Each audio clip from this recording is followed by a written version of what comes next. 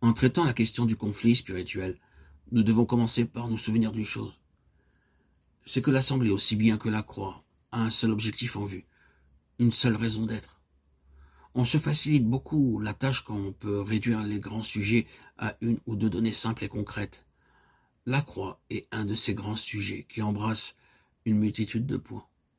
L'Assemblée aussi est un grand sujet d'une portée immense. Nous pourrions parler de la croix toute notre vie en la considérant chaque fois d'un grand angle différent ou sous un autre aspect. Qui pourra jamais épuiser les profondeurs de signification de la croix du Seigneur Jésus? Qui? De même, pour l'Assemblée, nous pourrions en parler indéfiniment en évoquant constamment une nouvelle facette. Elle nous dépassera toujours. Toujours. Il y aura toujours quelque chose à ajouter à ce qu'on a déjà dit. Et cependant, quand on aura tout dit à propos de la croix et de l'Assemblée, on pourra tout ramener à une proposition simple et concluante. Tout se condense en une phrase, tout tient en 4 mots. La croix dans sa signification la plus complète, l'Assemblée dans ce qu'elle embrasse de plus puissant et de plus divin, ont, en dernière analyse, une seule et unique raison d'être. La Seigneurie absolue de Jésus-Christ. Dites tout ce que vous voudrez de la croix. Dites tout ce que vous pourrez de la croix. Tout se résume là. Son centre de gravité, c'est la position souveraine qui appartient à Jésus-Christ. Seul Seigneur pour l'éternité.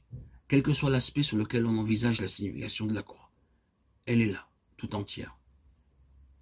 Et la question qui ne manque pas de se poser est la suivante.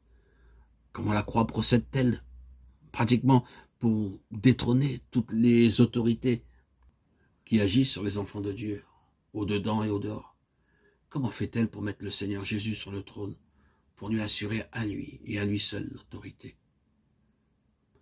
C'est toujours là que la question se pose. Pour y résoudre, il faut bien comprendre que lorsque la croix agit, elle ne traite pas ces détails de notre vie en vue d'un but personnel. Des problèmes peuvent se poser sur une chose ou sur une autre, mais ils se posent incidemment et ils n'ont de raison d'être qu'en relation avec quelque chose de plus général. Il y a bien des choses en nous, toutes sortes de choses, qui ont besoin de l'action de la croix, auxquelles la croix doit être appliquée. Mais quand nous parlons ainsi de la croix, ne nous imaginons pas que l'œuvre du Saint-Esprit consiste simplement à régler chacune de ces choses comme si elle représentait le but essentiel que le Seigneur cherche à atteindre. Non. En s'occupant des détails, Dieu a constamment un objectif plus grand en vue. Et c'est pour l'atteindre qu'il est obligé de traiter les détails l'un après l'autre. Cet objectif, c'est l'absolue souveraineté de Jésus-Christ dans notre vie. Ainsi en est-il de l'Assemblée. Que d'aspects admirables n'offre-t-elle pas à notre contemplation?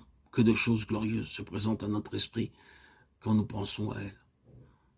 Sa nature, sa fonction, sa vocation, sa mission, et tant d'autres encore.